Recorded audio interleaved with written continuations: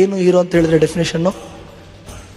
ಯಾರು ಸಿನಿಮಾಗಳಲ್ಲಿ ಲಾಂಗ್ ಹಿಡ್ಕೊಂಡು ಬರ್ತಾನೋ, ಮಚ್ಚು ಹಿಡ್ಕೊಂಡು ಬರ್ತಾನೋ, ಅಥವಾ ಗುಲಾಬಿ ಹಿಡ್ಕೊಂಡು ಬರ್ತಾನೋ, ಬೈಕ್ ಓಡಿಸ್ಕೊಂಡು ಬರ್ತಾನೋ, 10 ಜನಕ್ಕೆ ಒಟ್ಟಿಗೆ ಹೊಡಿತಾನೋ ಅವನು ಹೀರೋ ಅಂತ ನಮ್ಮೆಲ್ಲರ ಕಲ್ಪನೆ.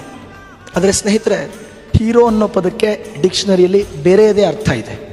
ನೀವು ಡಿಕ್ಷನರಿ ತೆಗೆದು ನೋಡಿ. ಹೀರೋ ಅಂದರೆ ಅರ್ಥ ಕನ್ನಡದಲ್ಲಿ ನಟ ಅಲ್ಲ. ನಟ ಅನ್ನೋದಕ್ಕೆ ಆ್ಯಕ್ಟರ್ ಅಂತ ಕರೀತಾರೆ, ನಟಿ ಅನ್ನೋದಕ್ಕೆ ಆ್ಯಕ್ಟ್ರೆಸ್ ಅಂತ ಕರೀತಾರೆ. ಹೀರೋ ಅಂದರೆ ಅರ್ಥ ನಾಯಕ, ಹೀರೋಯಿನ್ ಅಂದರೆ ನಾಯಕಿ ಅಂತ. ನಾವು ಹೀರೋ ಅಂತ ಯಾರನ್ನ ಆರಾಧಿಸ್ತೀವೋ ಅವ್ರ ಥರ ಆಗ್ತೀವಿ. ನಾವು ನಮ್ಮ ಅಪ್ಪ ಅಮ್ಮನ ಥರ ಯಾಕೆ ಆಗಿದ್ದೀವಿ, ಕೆಲವು ಗುಣಗಳು ನಮಗೆ ಬಂದಿದ್ದಾವೆ ಅಂತ ಹೇಳಿದ್ರೆ ನಮ್ಮ ಅಪ್ಪ ಅಮ್ಮನ ನಾವು ಇಷ್ಟಪಡ್ತಾ ಇದ್ವಿ. ನಮ್ಮ ಶಿಕ್ಷಕರ ಥರ ಯಾಕೆ ಕೆಲವೊಂದು ಗುಣಗಳು ನಮಗೆ ಬಂದಿದ್ದಾವೆ ಅಂತ ಹೇಳಿದ್ರೆ ನಾವು ಆ ಶಿಕ್ಷಕರನ್ನ ಇಷ್ಟಪಡ್ತಾ ಇದ್ವಿ. ನಮ್ಮ ಕಣ್ಣೆದುರುಗಡೆ ಸದಾಕಾಲ ಮಚ್ಚು, ಲಾಂಗು, ಗುಲಾಬಿಗಳು ಓಡಾಡ್ತಾ ಇದ್ರೆ, ಬೈಕ್ಗಳು ಓಡಾಡ್ತಾ ಇದ್ರೆ, ಅವ್ರನ್ನ ಹೀರೋ ಅಂತ ಪ್ರತಿಬಿಂಬಿಸ್ತಾ ಇದ್ರೆ, ಅವರ ಆರಾಧನಾ ಪ್ರವೃತ್ತಿ ನಮ್ಮ ಮನಸ್ಸಿನೊಳಗಡೆ ಬೆಳೀತಾ ಇದ್ರೆ